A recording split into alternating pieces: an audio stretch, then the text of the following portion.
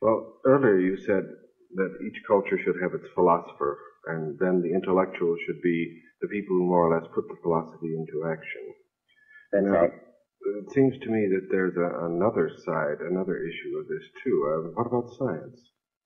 Well, science is a very recent phenomenon. Science is, of course, the product of the 19th century, of the Industrial Revolution, of capitalism, of a free society.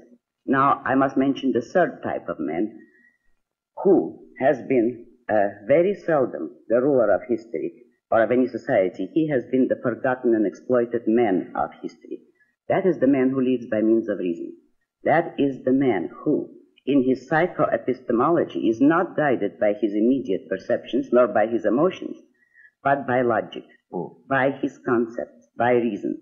That is the man whom I call the producer. He is the man who creates not only the material values of mankind, but also and above all the intellectual, the philosophical values. The first producer in history, in this higher sense of the word, would be Aristotle, who was the first rational philosopher. Scientists certainly should be producers. They are the men who are supposed to be, and by the nature of their profession, have to deal with the study of reality by means of using reason. Unfortunately, today, most of them, outside of their own narrow profession, outside of their laboratory, in effect, are turning more mystical than any other group of men. The fault is partly theirs, but predominantly it's the fault of philosophers. Since there is no philosophical guidance at all, many scientists today are turning to a witch doctrine type of mysticism of their own.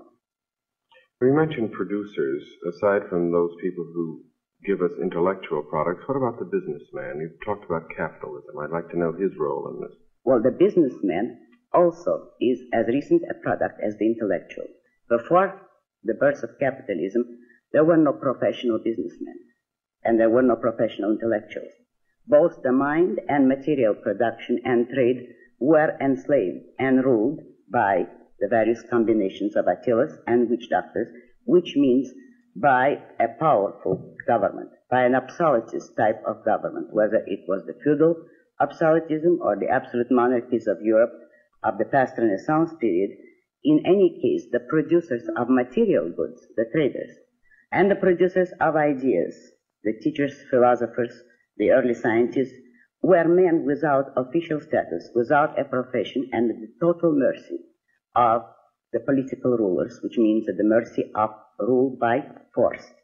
It is only since the Industrial Revolution, the birth of a free society, the society of capitalism, that there was a new class of men, which is the free producers of material goods, the businessmen, the industrialists. They, of course, are the producers in the strictest sense of the word, or should be, but they are the greatest victims of today's society. They're the ones who have been betrayed by modern intellectuals, and in this sense, both businessmen and intellectuals will commit suicide by destroying each other, and the fault belongs to the intellectuals. The businessman is the man who has to use his mind to deal with reality, to study facts, to produce material goods.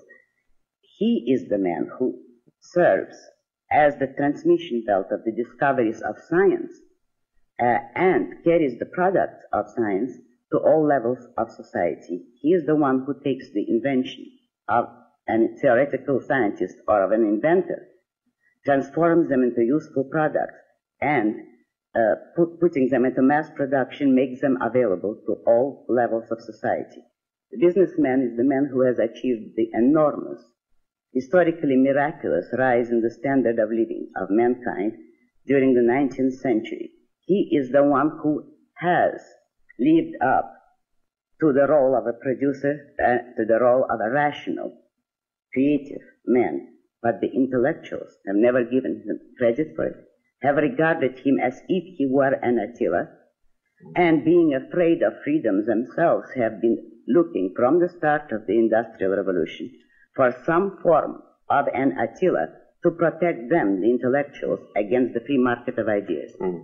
Well, you know, you've been talking about the bankruptcy of our modern intellectuals, and I know that in your most recent book, this is really a manifesto to a group that you called the New Intellectuals. Would you mind telling me just who they are, in your own words, and how they differ from the old-style intellectuals? Well, since the old style, the presently existing intellectuals, have declared their own bankruptcy by abandoning the intellect, what we need today, what I call the new intellectual, would be any man or woman who is willing to think.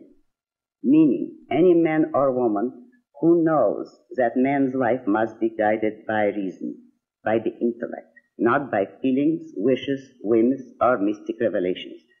Any man or woman who values his life and who does not want to give in to today's cult of despair, cynicism, and impotence, and does not intend to give up the world to the dark ages and to the rule of the collectivist brute. Well, the new intellectual, then, you would imagine to be a fairly recent phenomenon. Have there been any of this type in the past that you can remember that you would like to point out?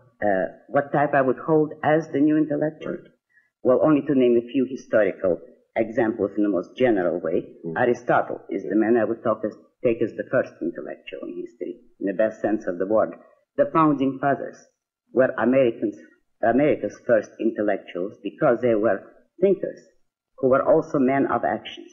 They were the men who knew that reason is man's guide to reality, that man can achieve an ideal way of life on earth by means of his reason, and that man requires freedom in order to be guided by his judgment and his mind, that men should deal with one another by trade, by persuasion, but not by force and compulsion.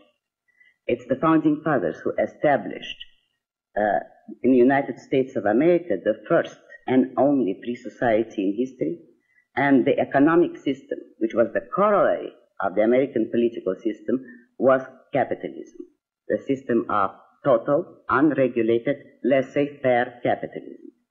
This was the basic principle of the American way of life, or the American political system. However, in practice, it has never yet been practiced.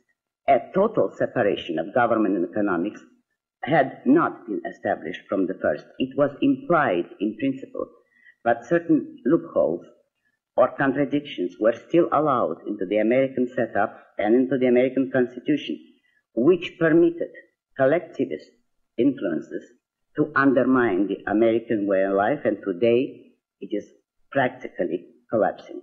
Today there is nothing left except an undefined tradition. The active intellectual direction of our society at present is anti-American and anti-intellectual. It is going back to the primordial mysticism of dictatorships and rule by force. Therefore, the new intellectuals now should be those men who will stand up for two fundamental values: the value of their own life, of their inalienable rights, of their self-esteem, their independence, and the value of a non-coercive, free society in which men do not use force against one another.